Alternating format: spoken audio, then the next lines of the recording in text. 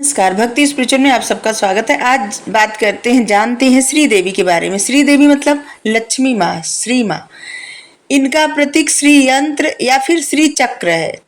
ऋग्वेद के 5वें मंडल में श्री सूक्त में देवी को बताया गया, उल्लेख किया गया इनका, श्री देवी माँ का, जिसमें उन्हें समुद्र कन्या कहा गया है, या फिर समुद्र कन्या या फिर करीसड़ी, जहाँ गायों की गोठ हो और वहां पे श्री देवी का वास होता है। जहाँ गाय का गोठ हो, मतलब ढेर सारी गायें रहती है, वहां पे श्री देवी का निवास कहा गया है। और कुछ लोग बताया गया है कि जिस समुद्र में से निकली, और ऐसा भी बताया गया है पुराणों में कि जब समुद्र मंथन हुआ था तब समुद्र मंथन के माध्यम से माता निकली थी। समुद्र मंथन से ब्राह्मण, बौद्ध और जैन अनुयायी इनकी उपासना, सभी लोग इनकी उपासना वैसे करते हैं, खास करके ब्राह्मण, बौद्ध और जैन इनकी उपासना करते हैं ज्यादा। मथुरा और कौशाम्बी से मौर्य काल के गज लक्ष्मी मतलब श्री लक्ष्मी की प्रतिमाएं मिली हैं। और नचना कुठार के पार्वती मंदिर से गुप्त काल का ही गंगा यमुना देवियों का जो है चित्र बना हुआ मिला है। लक्ष्मी का विष्णु भगवान जी के साथ तादात्म्य गुप्त काल में हुआ। गुप्त काल में से बताया गया है कि लक्ष्मी देवी का विष्णु भगवान के साथ विवाह हो गया है, एक गुप्त काल में बताया गया है। और इसका प्रथम अभिलेख, इसका विवरण सब जूनागढ़ के अभिलेख में मिलता है। और जब गुप्त काल समाप्त हो गया था और समय रहता है, गुप्तोत्तर काल कहा जाता है। कुछ 100 लगभग 150 वर्ष ऐसा रहता है जो कि गुप्तोत्तर काल रहता है। उसमें तमाम राजा होते हैं, छोटे छोटे राज्य होते हैं। तो उस समय क्या था ना, शक्ति की उपासना की जाती थी। जहाँ पे वेनसांग एक जगह लिखा है कि समुद्री डाकू जो रहते थे ना, वो दुर्गा देवी के बलि के लिए लोगों को पकड़ लेते थे और बलि देते थे, क्योंकि उनको लगता था कि जब वो बलि दे देंगे तो तूफान आएगा, तो जिसकी तूफान में बच जाएंगे उनकी जान नहीं जाएगी। बाण भट्ट के हर चरित्र में भी कई जगह दुर्गा देवी जी के पूजा का उल्लेख मिलता है।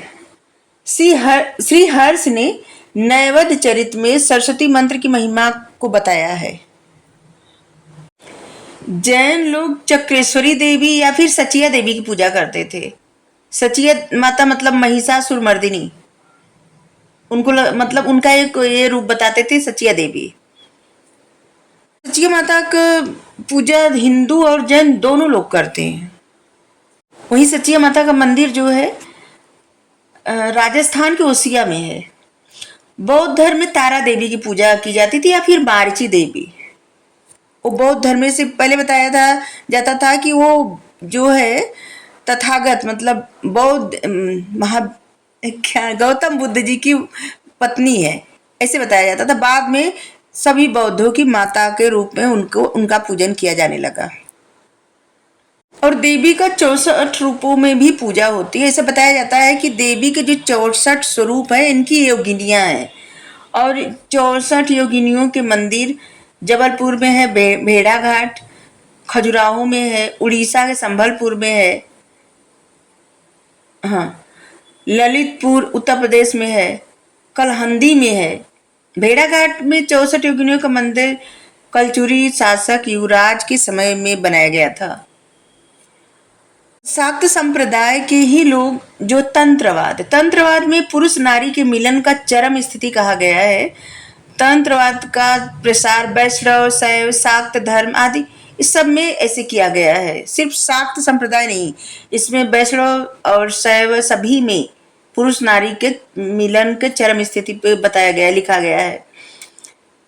पंचरात्र तथा बंगाल के सहजिया वैष्णव तांत्रिक समुदाय होते हैं। जैसे आगम साहित्य का संबंध शिव से है, वैसे ही निगम का देवी पार्वती से है।